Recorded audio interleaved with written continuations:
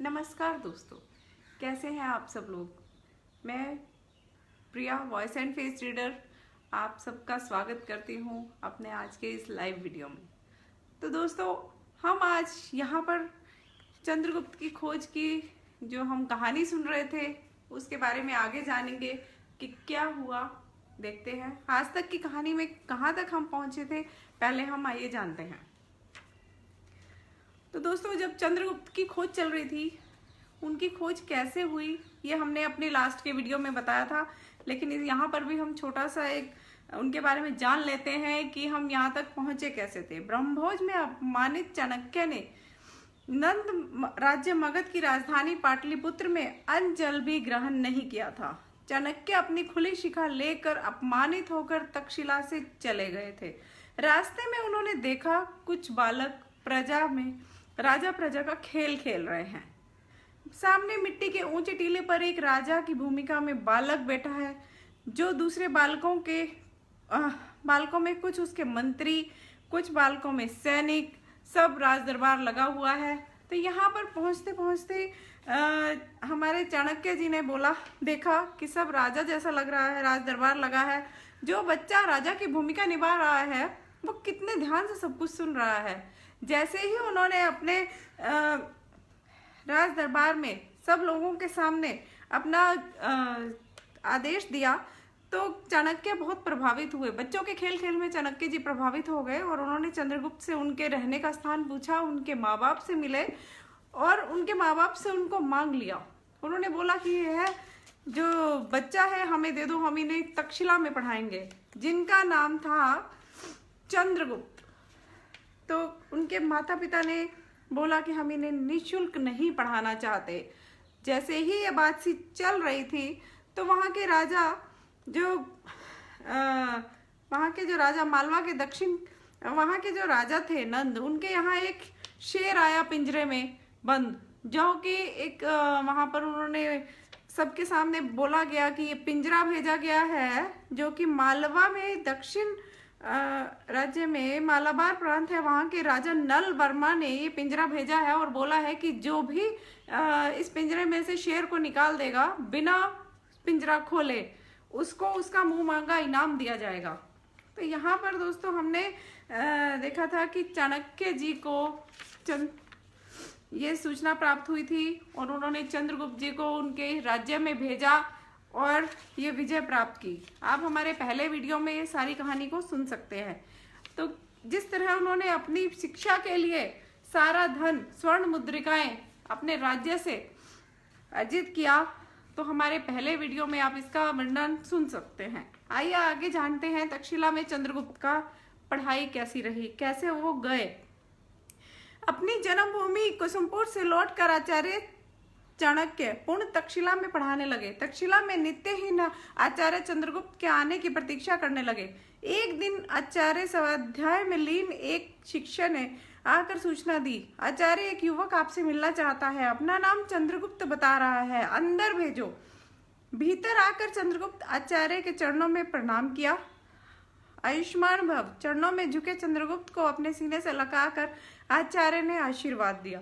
उसी दिन से चंद्रगुप्त की औपचारिक शिक्षा तक्षशिला में आरंभ हो गई। चंद्रगुप्त ने तक्षशिला में राजनीति शास्त्र, दर्शन शास्त्र, अर्थशास्त्र की पढ़ाई आरंभ की। साथ साथ वह शिक्षा विद्या भी सीखने लगे। कुछ समय बाद शस्त्र विद्या भी सीखने लगे। कुछ समय बाद चंद्रगुप्त को तक्षशिला में यह भी ज्ञात हुआ कि राजा नंद ने उसकी मां मुरा को महल से निकाला था। उसके हाथों में मगध का राजतंत्र सुरक्षित नहीं है, क्योंकि राज्य तो उसके मंत्री चला रहे हैं, वह तो 2400 घंटे सुरा सुंदरी में डूबा रहता है। एक दिन आचार्य चाणक्य संध्या उपासना कर रहे थे। चंद्रगुप्त अपनी पुस्तकों को पढ़ रहा था, तभी उसने विद्यालय के विद्यार्थियों का शोर सुना। विद्यार्थियों के हाथ में भाले थे। चंद्रगुप्त अपने मित्रों की ओर दौड़ा। उसने देखा कि एक जानवर तेजी से विद्यार्थियों की ओर आ रहा है।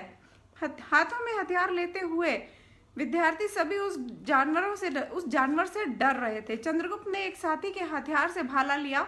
चंद्रगुप्त ने एक साथी के हाथ से जो भाला था वो ले लिया और अकेले ही जानवर की ओर दौड़ा। उसने अपने शस्त्र कौशल से उसे मार दिया। अब बाकी साथी भी उस समय उस जानवर को खींचकर आश्रम में ले गए। छात्रों के शोर से आचार्य चाणक्य की संध्या उपासना भंग हो गई। उसी समय उसी दिशा की ओर वो भी लपके। आचार्य को देखकर विद्यार्थियों ने कहा, गुरुदेव, चंद्रगुप्त ने वीरता दिखाई है, एक ही प्रहार ने इस जानवर को मार डाला। आचार्य चाणक्य बहुत प्रसन्न हुए और उन्होंने यह पूछा, यह कौन सा जानवर है जिसे चंद्रगुप्त ने घसीटते हुए ला रहा है? यह तेंदुआ है गुरुदेव, छात्र बोले। तभी चंद्रगुप्त जानवर को घसीट कर लाया और गुरुदेव को प्रणाम किया। विजयी भव वत्स, यह किस हिंसक जानवर का शव है? गुरुजी, यह तो मुझे इसे मारने के बाद ही पता लगा कि यह तेंदुआ है। मैंने तो जब इस पर आक्रमण किया था, मुझे यह हिंसक मगध राजा धनानंद दिखाई दे रहा था। यदि मैं इसे तेंदुआ समझकर आक्रमण कर देता तो सरलता से नहीं मार सकता। इसके पंजों को देखें कितने लंबे और घातक हैं, एक ही बार में मुझे चीर देते। मेरे पास कोई उपयुक्त घातक शास्त्र भी नहीं था, चंद्रगुप्त ने बोला। आचार्य चाणक्य की गुरु भक्ति और उसकी शिक्षा को ग्रहण करने की योग्यता को देखकर अति प्रसन्न हुए। वत्स, तुम जैसा शिष्य पाकर मैं धन हो गया। अब मुझे विश्वास हो गया कि मैं अपनी आंखों से राजा नंद का समूल वंश नष्ट होते हुए देख सकूंगा।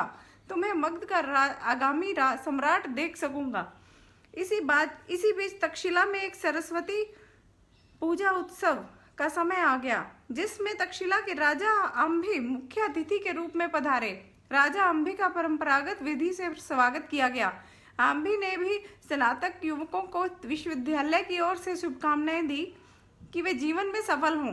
अपने संबोधन के दौरान अंभी ने कहा, जिन विद्यार्थियों की शिक्षा पूरी हो चुकी है वे सांसारिक जीवन में प्रवेश करेंगे। विद्या से ज्ञान मिला, आपने सभी अपने ज्ञान प्राप्त किया है। सही शिक्षा राष्ट्र प्रेम जगाती है।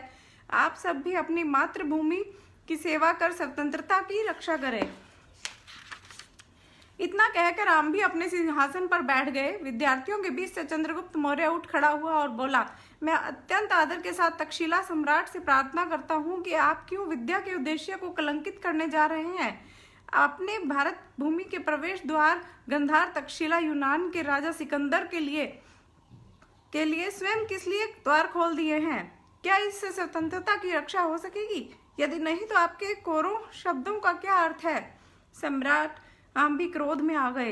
राजकुमार, चंद्रगुप्त सम्राट अंभी के क्रोध को देखकर निडरता से बोला, सम्राट, यह तक्षशिला के अध्ययन करके मैंने सत्य का ज्ञान प्राप्त किया है। सत्य को स्वीकार करके सुनना अत्यंत कटु होता है। आप शपथ पूर्वक सत्य कहें कि क्या आपने यूनान के राजा सिकंदर से संधि करके उसे कैकेयी राजपुर से लड़ने के लिए आमंत्रित नहीं किया? कि आप राजापुरु से अपनी हार के अपमान का बदला नहीं लेना चाहते? क्या आपने भारत भूमि के रोंदने के लिए विदेश से यवन सम्राट सिकंदर को बुलाने के लिए निमंत्रण नहीं भेजा? सम्राट अंभी गुस्से से कांपने लगे। सम्राट का भयंकर क्रोध देखकर आचार्य चाणक्य ने कहा, सम्राट क्रोध न करें। यवन यूनानी सम्राट सिकंदर का भारत में आना चिंता की बात है। यह राष्ट्र के हित में नहीं है। जब तक भारत में संगठित सुदृढ़ शासन की स्थापना नहीं हो जाती तब तक किसी भी विदेशी को हराना संभव नहीं है। तुम मेरे शिष्य हो, मेरी इसी कल्पना को साकार करने की कोशिश करो। आचार्य चाणक्य की बातों को तक्षशिला सम्राट अंभी समझ नहीं पाए। वह क्रोधित होकर बोला, तो आचार्य, तुम भी इस कुचक्र में शामिल हो? तुमने इस विद्वान में मेरे विरुद्ध षड्यंत्रों का गढ़ बना रखा है। मेरे ही राज्य में रहकर मेरे ही राज्य का विनाश करना चाहते हो। मेरे विरुद्ध विद्यार्थियों को भड़का रहे हो। तुम्हारा इतना साहस? राजा अंभी के क्रोध भरे वचनों को सुनकर आचार्य चाणक्य की आंखों में खून उतर आया। बाहें टेढ़ी हो गई और माथे में सिलवटें पड़ गई। चंद्रगुप्त ने अपनी तलवार निकाल ली, परंतु चंद्रगुप्त को अपनी आंखों के इशारे से आचार्य ने संयम रखने का आदेश देते हुए बोला कि तक्षशिला नरेश, तक्षशिला विश्वविद्यालय में तुम्हारे प्रति कोई षड्यंत्र नहीं रच रहा है। यह शिक्षा केंद्र है। यहाँ राज्य के विरुद्ध षड्यंत्र नहीं रचे जाते। देशद्रोह तो तुमने किया है, सिकंदर को पुरु से लड़ने के लिए आमंत्रित करके। भविष्य में इसका फल भोगना पड़ेगा। तुम्हारी मूर्खता से राष्ट्र अपमानित होगा। भविष्य में देश रक्षा के लिए तुम जैसे विद्रोहियों के लिए मैं षड्यंत्र रचूंगा। तक्षशिला के राजा अंभी चाणक्य के क्रोध को देखकर भयभीत हो गए। कुछ क्षणों बाद राजा अम्बी बोले, मेरे विरुद्ध षड्यंत्र रचने वाले मेरे राज्य में नहीं रह सकते, सबको प्राणदंड मिलेगा।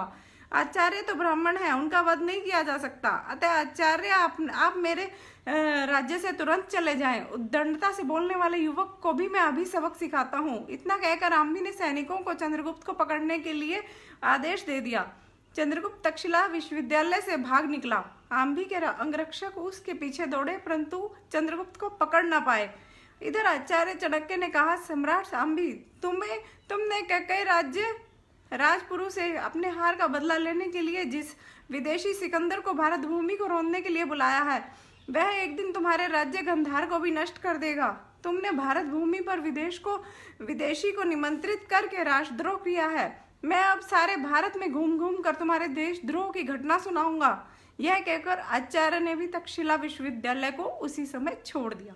तो दोस्तों, ये हमने सुना चाणक्य की और चंद्रगुप्त जी की कहानी का अगला भाग। तो इससे आगे क्या हुआ हमारे नेक्स्ट वीडियो में देखेंगे और सुनेंगे। तब तक के लिए नमस्कार।